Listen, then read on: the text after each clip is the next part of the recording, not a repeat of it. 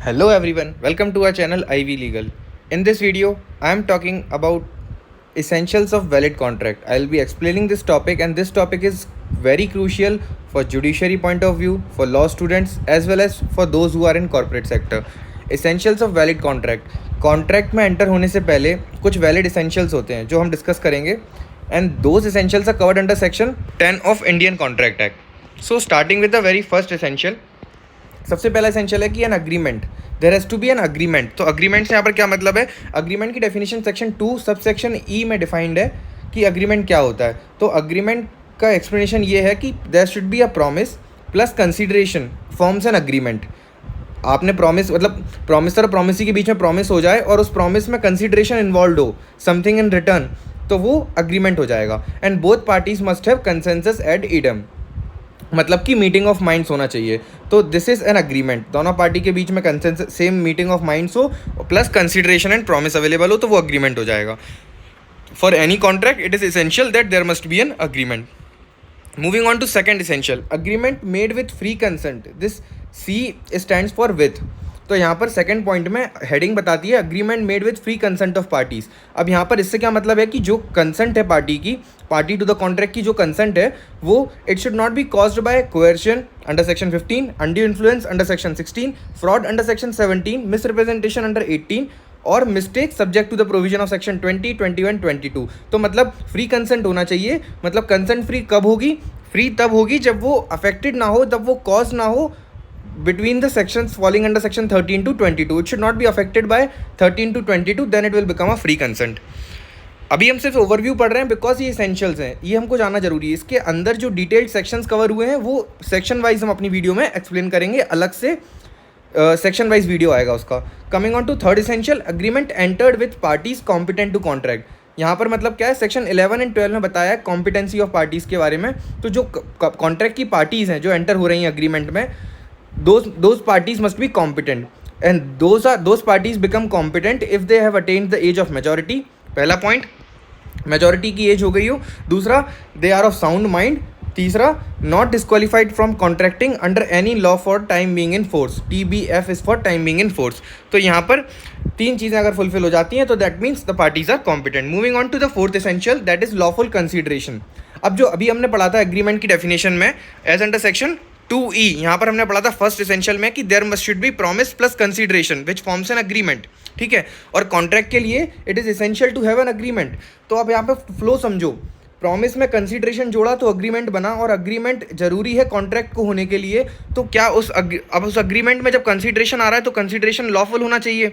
तो this consideration being lawful is another essential, that is fourth essential, की promise should be with lawful consideration और else it will not be enforceable.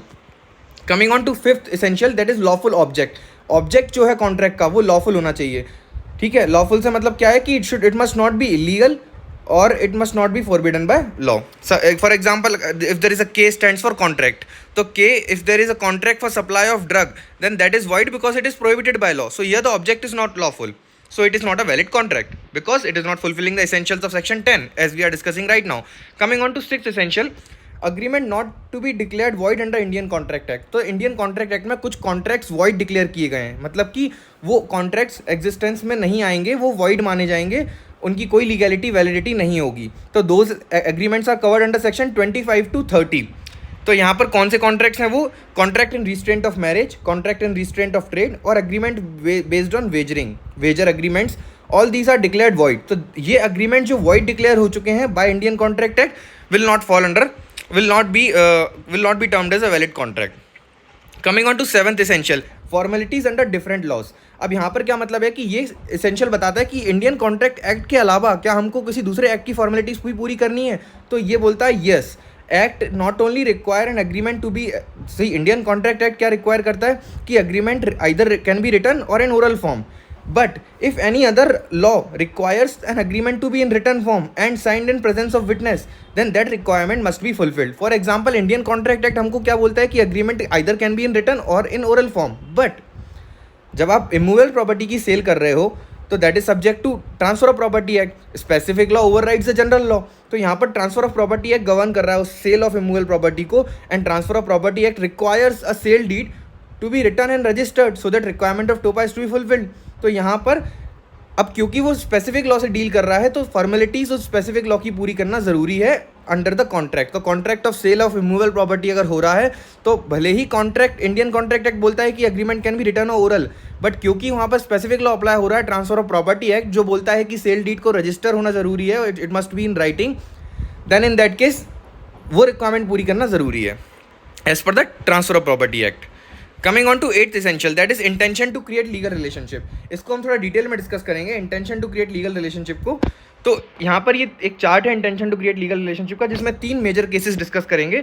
सबसे पहले intention to create legal relationship का meaning क्या है. तो क्योंकि कोई भी एग्रीमेंट फ्रिवलस एग्रीमेंट्स जो एंटर होते हैं without any intention to create a legal relationship, उन एग्रीमेंट से कोर्ट के पास बर्डन हो जाता था केसेस का. So to avoid the wastage of time of courts it has been made an essential requirement of any agreement to become a contract that it must be entered with an intention to create legal relationship. ठीक है.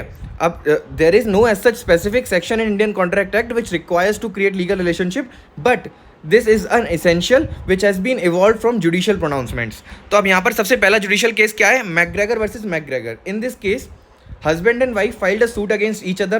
They mutually entered into a compromise and decided to withdraw the suits on certain condition.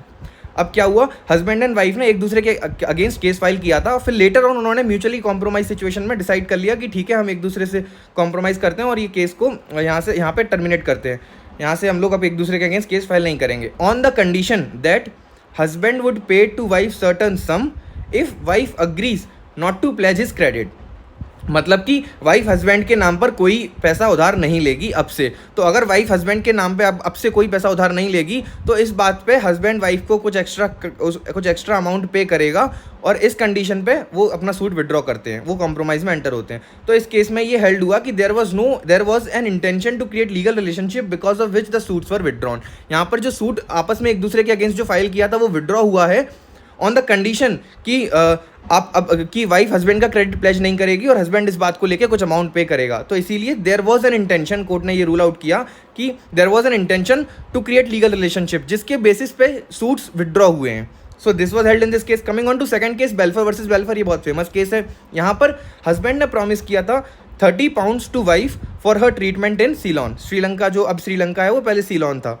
तो यहाँ पर husband ने promise किया कि मैं 30 pounds दूंगा वाइफ को on a phone call for a treatment, but later on he refuse to pay it. तो यहाँ पर कोर्ट ने ये हेल्ड किया कि there was no intention to create legal relationship as agreement was merely domestic in nature. जो आपस में हस्बैंड वाइफ के बीच में नॉर्मल कन्वर्सेशन हो रही थी उसका पार्ट था ये स्टेटमेंट कि वो 30 पाउंड्स देगा and there was no intention to create legal relationship.